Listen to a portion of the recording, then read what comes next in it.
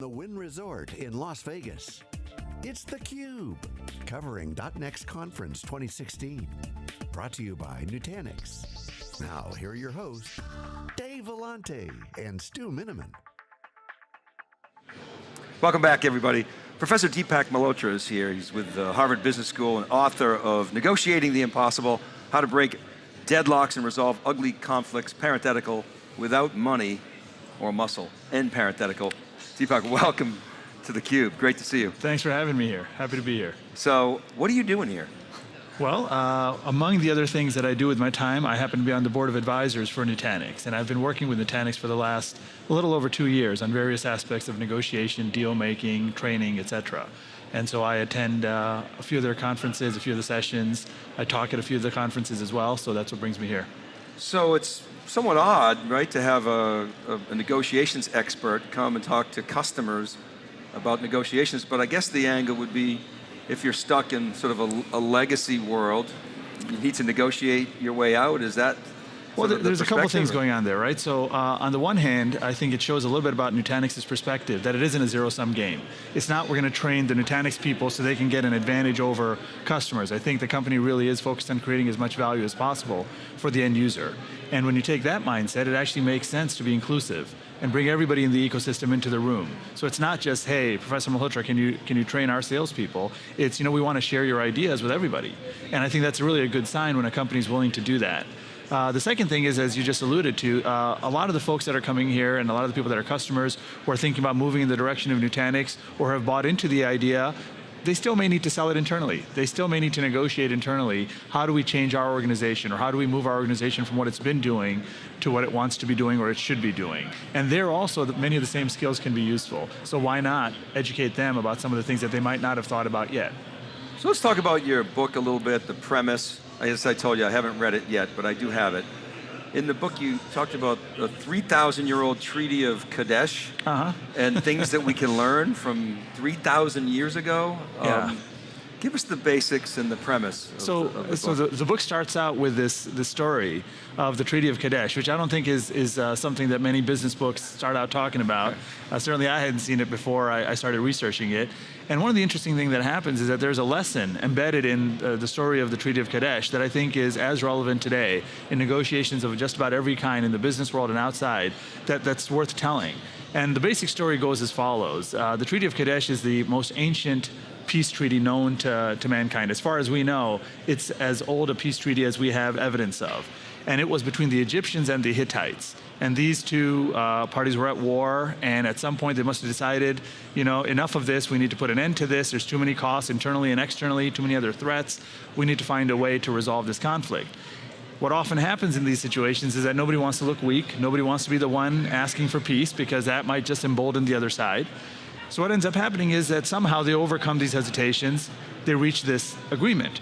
Now what's interesting is that we actually have access to both languages version of the treaty. So we have the Akkadian and the hieroglyphics. So the hieroglyphics being the Egyptian version and the Akkadian being the one from the Hittites. And if you were to read both of these, or if you were to first learn how to read these and then to read both of these, what you find is, as you'd expect, they have a lot of the kinds of things that you would normally expect in a peace treaty. Exchanging prisoners of war and mutual assistance pacts and things like this. And they're basically identical, as they should be because they're the same peace treaty. But there is one difference. When you compare the two peace treaties, the one difference that sort of stands out is that in the Egyptian version, it says it's the Hittites who came asking for peace. And in the Hittite version, it says it's the Egyptians who came asking for peace. And what it goes to show, I think, is that no matter how far back you go, this need for every side to declare victory at the end of a negotiation, at the end of a conflict, that need for every side to declare victory is as old as human beings themselves. When you understand that, I think it actually changes the way in which you try and negotiate these deals, how you think about what stands in the way of getting the deal done. Sometimes it's not the substance of the deal. You're already proposing something that's good enough. You already have something on the table that's rich enough, valuable enough, they should say yes. But there might be other reasons they can't say yes. For example, they might lose face, or they may look bad. And when you recognize that, I think you come at it a different way.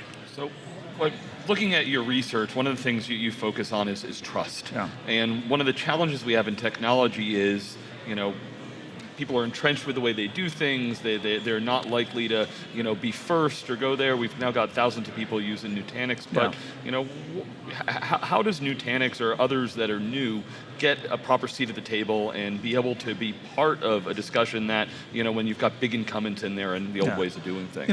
The way I see it, you have to get the economics right and you have to get the psychology right.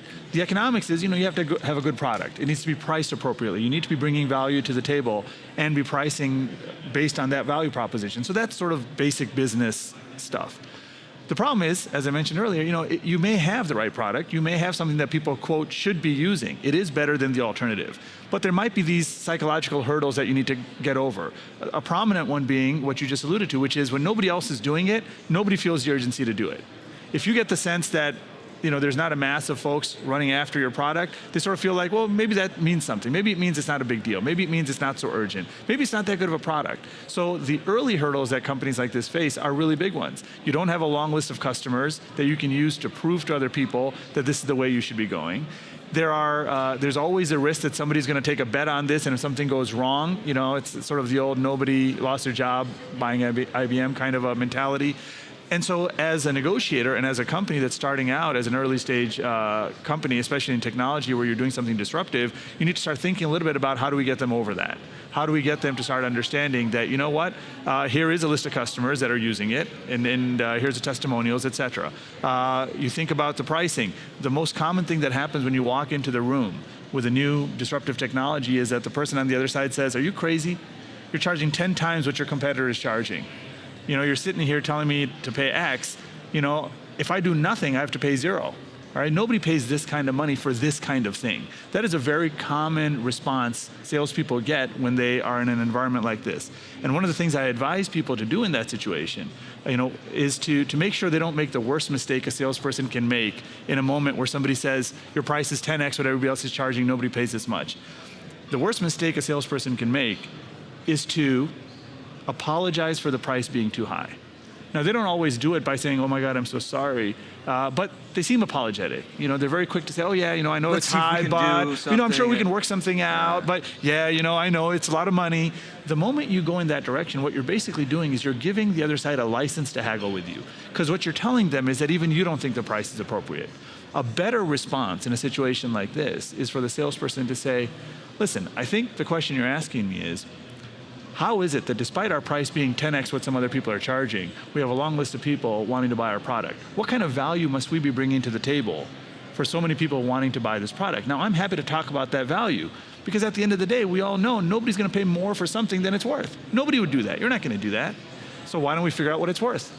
And then you can make the right decision. And what you're doing there is you're shifting the conversation from price to value. You're shifting the frame of this conversation from how much am I having to pay and what's the cost to me to what is the value proposition. Stu's laughing. I mean, your price is too high is the best sales objection ever. Right. You love to hear that as a salesperson. Right. Much better than your product sucks. Yeah, exactly. So, now, the answer to this question is probably it depends, but when you advise your clients and your friends, when I go into a negotiation, am I trying to get the best deal, or am I trying to find common ground and get a win-win? Actually, I don't think it depends. I think, I would articulate the question slightly differently, because in my experience, it is possible to get a great deal and a great relationship. It's also possible to get neither. And so what you're trying to do is you're trying to optimize on both. What's interesting is that very often we assume that it's a zero-sum game enough that the only way for me to get a good deal is for me to sacrifice a relationship in some way. That's not how it works in most sort of richer contexts, more complicated deal scenarios. Because what people evaluate when they walk away from the table isn't just, did I get a, quote, good economic deal? When people think back and say, do I want to work with this person again? Do I like this person? Did I get a good deal? Often what they're thinking about is not so much of the substance of what they got, what's in the agreement, but the process they went through. For example, did the negotiations go as long as it should have, or did it drag on too long or end too abruptly? Was my voice heard? Did both sides move away from their opening positions? Did the person haggle with me on every little thing, even though they knew and I knew it's not a big deal to them and it is a big deal to me? Those sorts of process elements, if you navigate the process more effectively, you can often get to a point where you get the deal that you think is right for you, and you get a relationship that both sides can walk away feeling good about. And from my perspective, what does depend on it, and depends on the situation, is what kind of feeling you want them to have walking away. You don't always need to have them love you, but at the very least, they should respect you, right? And I think it's perfectly fair, even in a very contentious negotiation, to keep as one of your objectives, when the deal ends, I want them to be able to walk away saying, you know what, I maybe didn't agree with this person. It didn't go exactly the way I would have wanted to go, but I can respect this person for the way they handled the situation. And if I were them, I hope I would do it the same way. Yeah, so I wonder, if I look at just society as a whole, it seems that we've kind of, retreated to our sides, and I find lots of people aren't open for debate. They're intractable in what's going on. How do I get beyond that? How do we change society? Is that the question? Yeah, I mean, how much time do we have? am I wrong? Is it only 10% of the people that are intractable, or are most people reasonable? So I think what happens is there's a few interesting dynamics. Now, I wouldn't have the precise numbers. What I can say is that it is certainly the case that even a minority of people being in those entrenched positions, they get a lot more of the media, they get a lot more of the attention, they tend to be louder, et cetera. And they can often drive our sense of what's actually happening, and it can drive the narrative. Now, that doesn't mean there aren't real differences, like strong differences. What's interesting is if you take people that are not on the extremes, you take the moderates, sometimes the way in which we engage with people on the other side of the argument pushes them to be more extreme.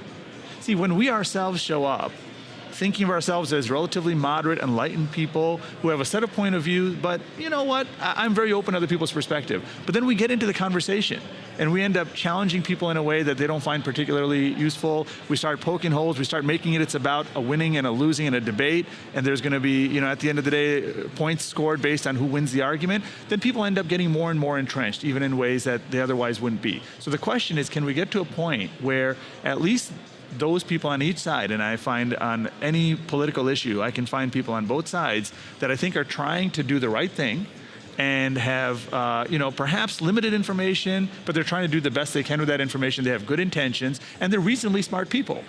In my experience, you don't need two people, one of whom is either evil or crazy or irrational, to have conflict. You just need two people. You see good, smart, reasonably well-intentioned people getting into conflict all the time, which then becomes the question of this book, which is how do we manage those situations? How do we get people to back away from these entrenched positions? How do we overcome deadlock in a way that allows both sides to walk away feeling a little bit better about the situation? So examples are instructive. So let's talk about some great negotiators. Who are they? Let's start with sports. Scott Boras, right? You think of him as an agent. I mean, grinding the teams, the general managers. Is he a good negotiator? So I don't follow many of the sports deal making and negotiations enough to be able to, really elaborate on who would be a good negotiator in sports. But I can say this, that, in a context where it's really just about things like price, just about the money, and, a sports agent often is. It's not really all about that, but it is the most salient issue. It is the most salient issue. You're going to go at it a certain way. And it would be similar to a negotiation in the business world where, all you care about is price. You're buying or selling a house, you're buying or selling a car. And from my perspective, there are people who are very good at haggling. There's people who can, hold their cards to the chest, and they can be aggressive when they need to be, and they can be persuasive in certain things. But when you look at negotiation as a whole, I think of haggling as a very, very thin slice of what negotiation is about. That's sort of the easy stuff. Mm-hmm. You may not be naturally good at it, but what it takes to become good at it is not so hard. We teach that on sort of day one of class. Mm-hmm. Day one of class is the price haggle. It's there's two sides and you want opposite things, and how do you frame it in the right way, and what kind of concession rates should you make or not make? Right. How do you justify your proposals, etc. We cover that on day one, and the problem is in our owner-president program where I teach, there's 15 more days left. In our MBA program, there's like 27 more days left. And there the question becomes, how do we get past just being a good haggler? Somebody who can just, put fist to the table and say, take it or leave it, and all that kind of stuff, which will work in certain defined contexts, but will not carry over to more important deals. You're right. That is a narrow context in sports because the agent has all the leverage if the players, performed. How about Donald Trump? He's negotiating, isn't he, when he says Mexico's going to build the wall? I mean, he wrote the book? The Art of the Deal. He did write that book. He co-authored that book, actually. Yes. So is he negotiating when he says that? In the broader sense of the word negotiation, which is basically, how do we interact with other human beings who see things differently than we do? He absolutely is negotiating. If the question then becomes, is he doing it effectively? My view would be that he is not. And I think if you actually were to, look at the evidence and then stack it up, I think you would find that he's not a very effective negotiator. We don't have to go there. That's good. That's okay. I don't mind going We'll there. leave it there. But how about like Sadat and Begin? Right? I mean, you had like an epic negotiation to bring those together. Is that an example? I mean, even though it ended in tragedy on both sides, is that an example of a successful negotiation? So it's an example of it is an example of a successful negotiation, and I think even more instructively, it's an example of one of the biggest barriers in conflicts like this. The hardest part is often to bring your own side with you, and that is a challenge for leadership. It's not just in the bubble of negotiation. This is about leadership generally. To be able to have someone who can not only personally be willing to do the kinds of things and make the kinds of sacrifices, but to be able to move a group of folks who for years, sometimes decades or centuries, have been thinking differently. And to your point, what often happens with these peacemakers is, the risk is you do one of these things and you're going to get killed. And usually you get killed by your own side. And exactly in the context you're talking about, that's usually what happens. And so here what we see is not only an impressive set of events that led to the negotiation and the negotiation itself, but you see a certain amount of courage that leaders don't often enough show. And again, some leaders just aren't placed well. They don't have the support going in, or they just don't have the ability to do it. But even those that do, the question is, are you willing to expend the social and political capital necessary and put yourself on the line to be able to do something that you think is worth doing? I said I wasn't going to ask you, but I am going to ask because your answer was so good. The Iran deal. Good deal? Not a good deal? You see, to your point about getting killed by your own side, I was not involved with the Iran deal. I do work with sometimes governments negotiating difficult conflicts and such, but I was not in any way involved with the Iran deal. What I can say is, based on the folks I've talked to leading up to the Iran deal and then after the Iran deal, it is my sense, looking at what was accomplished, that it is actually a pretty phenomenal deal for when it was done. Could a better deal have been done 10 years earlier? Yes. One of the hardest things to negotiate against in the real world is the status quo. It's a lot easier to negotiate, don't create centrifuges when there are none, than it is to negotiate, remove the centrifuges you have already created. So if you could go back in time, which I have not met anybody yet who's able to do effectively, it would be possible to get a better deal. Where things were last year and the year before, I can say that pretty much everybody you talked to before the deal was announced, on either side of the political spectrum, Republicans, Democrats, left, right, hawkish, dovish, you name it, nobody would have expected a deal this good for the American side at the time. Now, you may still not like it. You may be against any deal, and that's okay. You can certainly have that perspective. But if you're going to get a deal in this environment and what was being said leading up to this, I think both sides were pretty surprised, and I would even say impressed, until it came time to start talking about it publicly, at which point, of course, you have to go back to your narrative. So again, I had nothing to do with it, but when you look at it, it surprised most people in terms of what it came out to be. So what are you working on? Next projects, things that are exciting you these days? So I have sort of three areas where my attention is going. One is on ethnic conflict and armed conflict. As I was alluding to earlier, I do some work with governments that are dealing with insurgencies and conflict and looking at what do we know and what do we not know about resolving these kinds of things and how we can maybe push forward in that direction. So that's an area of advisory work, but also research that I'm doing. The second area is I'm working with doctors, thinking about how they can be more effective in prescribing, a course of action to patients, how they can have more effective conversations when a patient comes in and has a strong set of beliefs about what they should and shouldn't do, or they're resistant to change, or they're unwilling to do things. How can you be more effective in the time you spend with patients? And I do work on gun violence, and we've been looking at mass shootings, and we just had some research that got a lot of coverage, unfortunately, because of the tragedy that took place in Orlando not so long ago, looking at whether mass shootings really have any impact on gun laws. And we find some interesting results there. So in a sense, I'm sort of looking at insurgencies and dealing with cancer patients and then gun violence. So interesting topics. All of the like darkest stuff we can find. Tragic, but timely. And then there's another sequence there of do gun laws have an impact on mass shootings? And that's basically the next set of projects. Yeah. Excellent. Well, thank you very much, Nice Professor chatting with Malhotra, both for of you coming today, on. Stu. It was great. Fantastic. Absolutely. All right, keep it right there, everybody. Stu and I will be back with our next guest. We're live. This is theCUBE, SiliconANGLE's flagship production from .next in Vegas. Right back.